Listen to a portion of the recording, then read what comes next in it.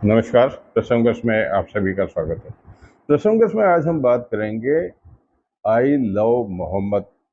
आई love Mohammad का मामला तो अभी चल ही रहा था, इसी बीच में आई love you baby, I love baby, ये मामला उजागर हो गया। कुल मिलाकर के अब प्रमुखता से, हालांकि राजस्थान की बात की जाए तो प्रधानमंत्री नरेंद्र मोदी आज बांसवाड़े के दौरे पर रहे, जहां उनकी सभा को बहुत सफल बताया जाता है, क्योंकि वहाँ 1.25 लाख लोग बताते हैं मौजूद थे। उन्होंने कई सौगातें भी दी, 3 ट्रेनें भी दी। लेकिन दूसरी तरफ अगर हम बात करें तो अभी क्योंकि नवरात्रा का पर्व चल रहा है, नवरात्रा के पर्व में विशेष रूप से इंदौर और भोपाल में, मध्य प्रदेश में इस तरह की व्यवस्था की गई थी आयोजकों ने कि भाई इसमें, क्योंकि लव जिहाद के मामले भी वहीं ज़्यादा चल रहे हैं, तो वहाँ जो आयोजक थे उन्होंने ये कहा कि आधार कार्ड के माध्यम से प्रवेश दिया जाएगा, जिसमें स्पष्ट कहा जाए तो उसमें मुस्लिम लोगों की एंट्री नहीं थी, जिसका कुछ मुस्लिम समाज के दिग्गजों ने भी समर्थन किया। उन्होंने अपने लोगों को समझाया कि जब हम नहीं जाते हैं मंदिर में, मूर्ति पूजा में विश्वास नहीं करते हैं, तो हमें नहीं जाना चाहिए, और कोई नहीं बुलाए तो नहीं भी जाना चाहिए। ठीक है, वाजिब बात है कि ये उन्होंने इसका समर्थन किया है। और यहाँ तक कि धीरेन्द्र शास्त्री ने तो यहाँ तक कह दिया था कि जब हम लोग जब हज पे नहीं जाते हैं तो फिर इनको भी नहीं आना। खैर, ये मुद्दा चलता चलता काफ़ी कुछ दूर तक चल गया, और अब ये टीवी पर भी काफ़ी डिबेट हो रही है, और वैसे भी आम चर्चा का मुद्दा भी बन गया है। इस मुद्दे को लेकर के काफ़ी कुछ कहा जा रहा है, काफ़ी कुछ मतलब कांग्रेस और बीजेपी भी इसमें लड़ रही है।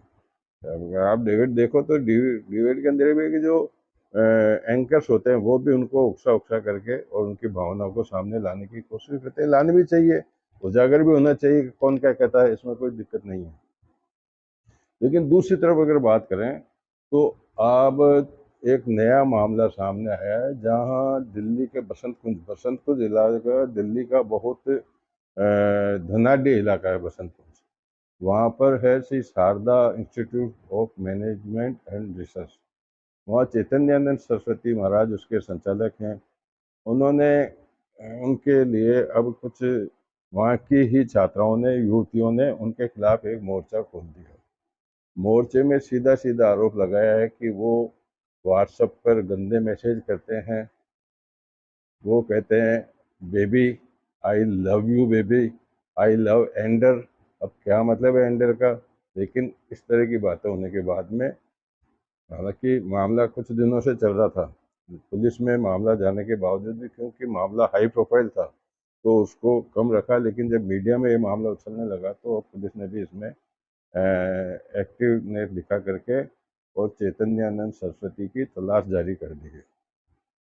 और जो जो इंस्टीट्यूट है, इंस्टीट्यूट के मैनेजमेंट ने भी उनको, चैतन्यानंद सरस्वती को, जो 12 साल से यहाँ काम कर रहे थे, उनको निष्कासित कर दिया। लेकिन चैतन्यानंद सरस्वती अभी गायब हैं, जिनकी राजस्थान, उत्तर प्रदेश, हरियाणा आदि आसपास के प्रदेशों के अंदर तो तलाश की जा रही है, और उनको विदेश जाने के लिए भी लुकआउट नोटिस जारी कर दिया गया है।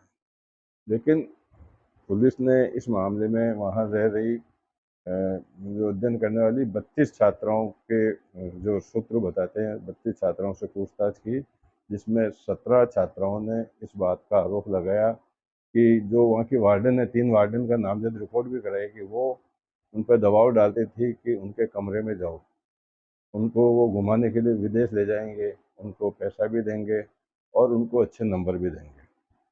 तो कुल मिलाकर के इसमें सच्चाई क्या है और क्या कुछ बात है, वो जांच के बाद ही निकल कर के आएगी।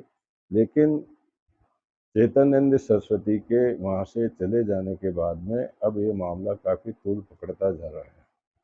हालांकि इस मामले में अभी तक अधिकृत रूप से किसी ने भी कुछ भी नहीं कहा है, लेकिन ये मामला काफ़ी बढ़ता जा रहा है। जहाँ तक एक टीवी चैनल के माध्यम से ये जानकारी मिली है कि 17 जो छात्राएं, युवतियां हैं जो वहाँ अध्ययन करती है, उन्होंने इस तरह की चैतन्यानंद सरस्वती के खिलाफ अपने बयान दिए हैं। कुल मिलाकर के अब ये 2 मामले ऐसे हैं जो चर्चाओं में काफ़ी है। चलते चलते में बात करते हैं कि कुछ लोग ऐसे भी होते हैं, उनके माता पिता नाम रखते थे रामानंद, लेकिन रामानंदन जी भी अपने नाम को कलंकित करते हैं। नोएडा के अंदर एक लखीमपुर का एक लड़का है जो नौकरी करता था नोएडा में, और एक ही फ्लैट के अंदर किराए पे रहता था। वहाँ एक युवती भी किराए पे रहती है जो किसी निजी कंपनी में काम करती है। लड़के ने क्या किया, रामानंद ने, कि उस जो कमरा उसके पास में ही था, तो वेब कैमरा लगा दिया उसके बाथरूम की खिड़की पर, और उसके भाई साहब ने जो वीडियो बनाना शुरू कर दिए। अब देखिए अब क्या हो रहा है इस हिंदुस्तान के अंदर, कुछ नहीं कहा जा सकता। रोज नित्य नई घटनाएं सामने आती है, लेकिन अब इसके लिए इसलिए आश्चर्य करने की जरूरत नहीं है कि अब ये बातें आम होती जा रही हैं। कुल मिलाकर के आज के प्रसंग में यही जो बातें थी आपके सामने रखी है। कल फिर मैं प्रसंग बस के साथ में आपके सामने उपस्थित होऊंगा। हमारे कुछ दर्शकों का कहना है कि हमने 2 दिन पहले गरबा दिखाया था, तो उनकी इच्छा है कि हम कुछ और जगह के गरबे भी दिखाएं। प्रयास करेंगे गरबा दिखाने की, और प्रसंग बस को ही विराम देते हैं। नमस्कार।